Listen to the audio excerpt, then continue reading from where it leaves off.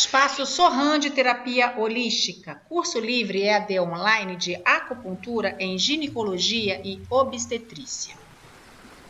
Muito bem, meus queridos alunos, estamos entrando agora em mais um vídeo do nosso último módulo, que é o módulo 12, um módulo longo, né? Aqui a gente vai estudar, nesse vídeo, os cistos ovarianos e o seu tratamento através da acupuntura. Um cisto ovariano, gente, é qualquer coleção de fluido envolvida por uma parede muito fina no interior do ovário. Qualquer folículo ovariano que é maior do que cerca de 2 centímetros é classificado como um cisto ovariano. Esse cisto ele pode ser pequeno, como uma ervilha, ou até maior que uma laranja. A maioria desses cistos ovarianos, eles são funcionais e inofensivos, ou seja, eles são benignos. E afetam mulheres de todas as idades. Eles ocorrem mais frequentemente, entretanto, nos anos de fertilidade feminino. Alguns cistos eles podem causar problemas, como sangramento e dor. Pode ser necessário uma cirurgia para remover esses cistos que têm tamanho maior do que 5 centímetros de diâmetro. E segundo a medicina ocidental, quais seriam as causas da instalação de cistos ovarianos na mulher? Bem, minha gente, a cada mês, durante o ciclo menstrual, cresce um folículo, né? Onde o ovócito está para se desenvolver no ovário. Isso aí faz parte do ciclo feminino de reprodução. A maioria dos meses, liberta-se apenas um ovócito desse folículo, o qual se denomina ovulação. Então, a gente tem a liberação apenas de um ovócito. Se esse folículo não consegue se abrir e se libertar, ou seja, libertar um ovócito, o líquido ele permanece dentro do folículo e forma o que? Ele forma um cisto, o qual se denomina cisto folicular. Mas também tem um outro tipo de cisto, que também é chamado de cisto do corpo lúteo, que se apresenta após a liberação do ovócito e, com frequência, contém uma pequena quantidade de sangue. Os cistos ovarianos, eles são mais comuns desde a puberdade até a menopausa. Esse período se conhece como período fértil de uma mulher. E esses cistos, eles são menos comuns após a menopausa. Haja visto que o ovário tem uma baixa na sua funcionalidade. Ele começa a trabalhar, a retroagir na sua função, né? Ele começa a diminuir paulatinamente a sua função até a parada total. Algumas mulheres que fazem tratamento para fertilização, que tomam drogas para fertilidade, elas podem levar à formação de múltiplos cistos e cistos grandes nos ovários. Isso é chamado de síndrome de hiperestimulação ovariana.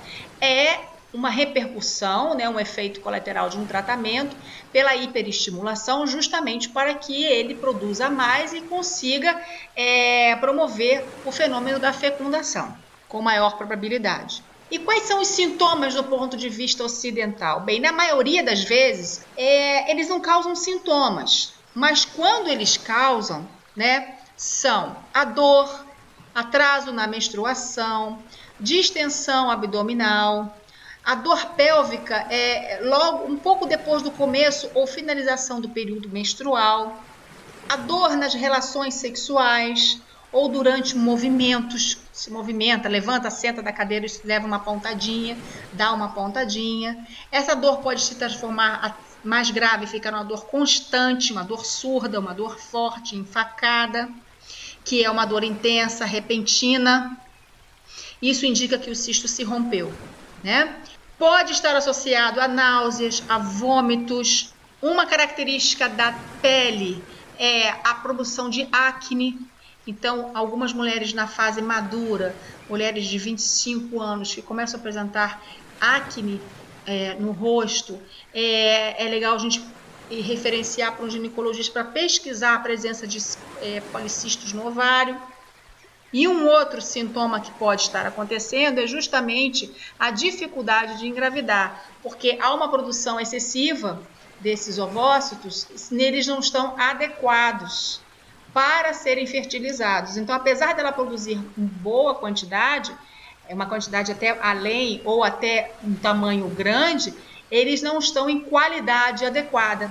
Então, há uma dificuldade para a fertilização, né? A fecundação. Como é que é feito esse diagnóstico? O diagnóstico é um diagnóstico médico, onde o profissional ele pode descobrir o cisto durante um exame pélvico ou quando ele faz uma ecografia por outra razão. Então, pode ser até um diagnóstico, um achado. Olha, você tem cistos no ovário.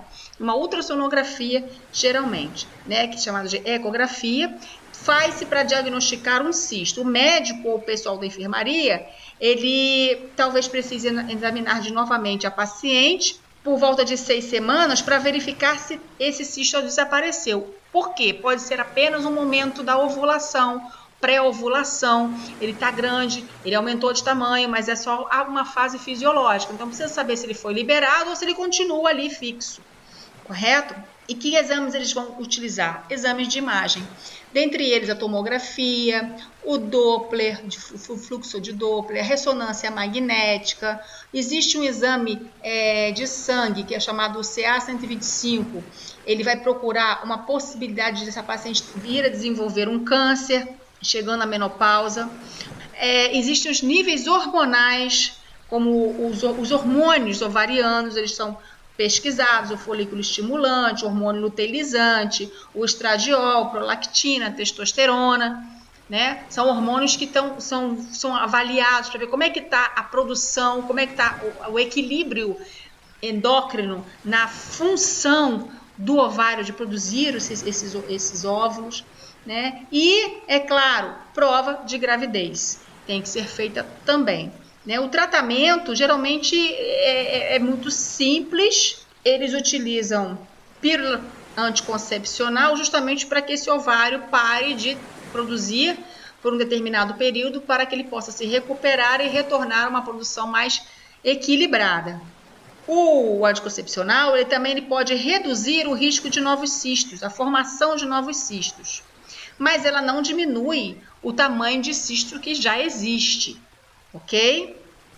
Se já existe o cisto e o cisto é grande, é necessário tratar com cirurgia para retirar o cisto ou, no caso, se for mais grave, para retirar o ovário, para que não se desenvolva ali a instalação de um problema mais grave. Então, a gente viu que praticamente o tratamento do cisto ovariano pela medicina ocidental, ele vai utilizar a pílula anticoncepcional. Agora, do nosso ponto de vista, a gente vai fazer agora um paralelo. Então, voltando ao ocidental, eu tenho uma massa indolor ou mais ou menos móvel de espessura variável. Ela pode estar associada com distúrbios metabólicos, como emagrecimento, com obesidade, com perturbações menstruais e tegumentares. A acne está associado a isso, né? E essa massa, ela pode ser dolorida, sim, a palpação, durante o período em que ela está com o pico hormonal para a ovulação, ok? Complicações devido à compressão do cisto alterações para urinar, perturbação digestiva e prisão de ventre. Agora, segundo a MTC, eu tenho estagnação de Ti no local, promovendo umidade e estagnação de umidade e calor, acabando se transformando em estagnação de calor e umidade, fleuma, mucosidade, ali no ovário. Então, a gente vai tratar essa estagnação de energia e essa instalação dessa mucosidade. Aqui a gente tem múltiplos cistos. Isso aqui é chamado, gente, de ovário policístico. Tem vários cistos dentro do ovário, correto? Então, segundo a medicina chinesa, eu tenho uma paciente que vem com o abdômen inchado e dolorido. Ela tem uma massa móvel de um lado, ou ela tem bilateral. Essa dor que ela pode sentir é uma dor que piora no período menstrual ou no momento da ovulação.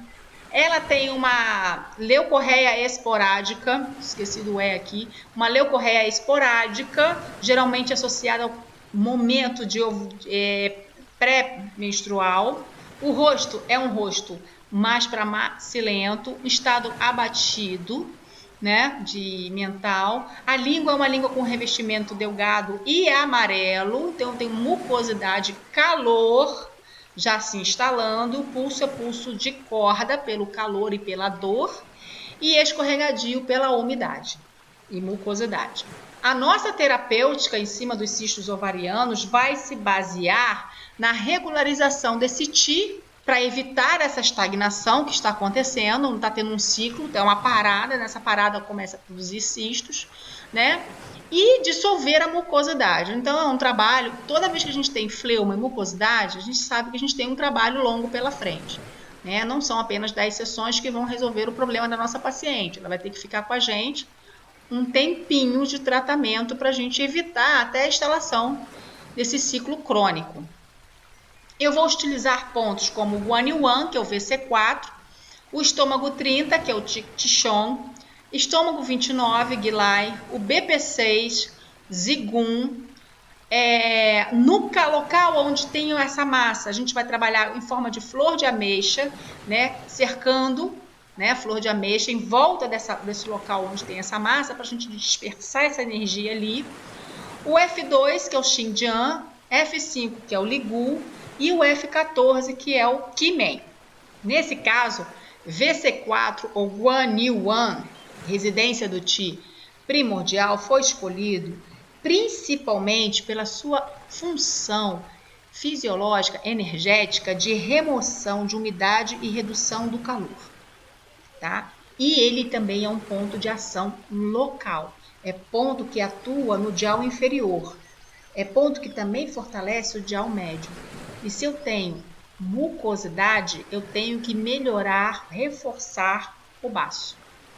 Porque ele tem que dispersar isso, ele tem que trabalhar essa umidade que se transformou em mucosidade, né? Essa umidade de calor que se transformou em mucosidade. Então é importante a gente dar um reforço para o baço, além dele ter a sua função de harmonizar o Qi do útero. Já o estômago 30, ou Qigong, também chamado de Qi torrencial, ele vai reduzir e remover o calor, umidade, ele vai harmonizar o Qi da bexiga, dos músculos e tendões, e ele vai regular as funções energéticas do útero e do Chunmai, aumentando também a energia do dial médio. Então ele melhora a questão do dial médio, que é importante para a gente tonificar baço, né, atuar em cima do baço. Ele reduz a umidade e calor, e ele entra na harmonização do útero e do Chunmai. Mais um ponto que trabalha a liberação de estases. Esse é o estômago 29, o Gilai, também conhecido como o retorno. Ele vai atuar dispersando esse calor, regularizando a menstruação e aliviando a estase de Xue. Alguns cistos ovarianos, eles têm uma liberação de sangue no conteúdo, né? Então ele alivia essa estase de Xue e fortalece a função tanto do fígado de manter o fluxo de energia, não deixar estagnar, e também a função do rim de nutrir adequadamente o sistema reprodutor. BP6, Saninjal, cruzamento dos 3 Yins, né? Várias indicações aqui que a gente pode falar. Libera a estase, tanto de Qi como de Xue, ponto que vai atuar regulando o útero, ponto que vai liberar calor, umidade. Essas 3 já são suficientes para a gente escolher BP6 para trabalhar junto com o protocolo de cistos ovarianos, né? Zigong, ponto local, ponto extra, local, onde a gente vai trabalhar em dispersão para liberar essa estase, essa mucosidade no ovário. E F2? F2, Xinjiang, passar na frente. Ponto que vai harmonizar a energia Qi e Xue, que vai dispersar o yang excessivo do fígado e calor no sangue, que vai drenar o fogo do fígado, que vai fazer circular o Qi estagnado, então ele não vai deixar que ocorram estagnações e acúmulos e formação de mucosidade consecutivamente, dispersa essa umidade e calor e tem uma ação direta na menstruação, ele reforça o Chunmai, ele tem uma relação direta com o sistema reprodutor feminino, por isso ele também foi utilizado. E o Ligul F5, também conhecido como insetos no sulco, né? Esse ponto ele é um harmonizador da menstruação, por isso que ele foi escolhido. Ele é um harmonizador do sistema reprodutor. Ele vai harmonizar, vai tonificar e circular o Qi do fígado e vai circular o Shui. Ele vai remover calor, ele vai fortalecer a energia Yin e ele do fígado e ele vai regular a menstruação. E se essa mulher estiver se queixando de leucorreia, ele também vai atuar para isso. Outros autores também chamam o F5 de fossa da cuia. Ele vai ser um grande suavizador do Qi do fígado, removedor da umidade e calor no aquecedor inferior.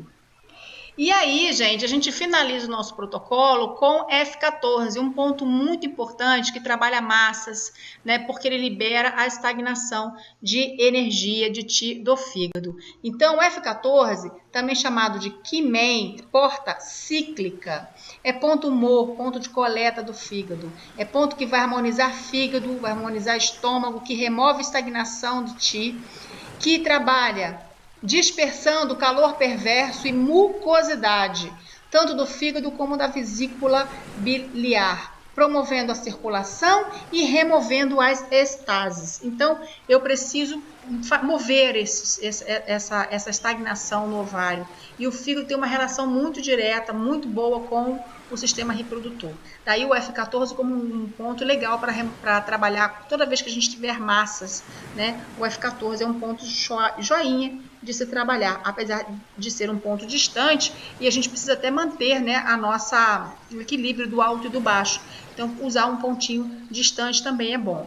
Poderia utilizar também associado o IG4, um ponto para melhorar a função do Shui, da energia, e também um ponto que move. É um ponto muito bom para mover as estagnações. Muito bem, e com isso a gente finaliza esse videozinho pequeno, um vídeo curto, onde a gente trabalhou os cistos ovarianos e o seu tratamento por acupuntura.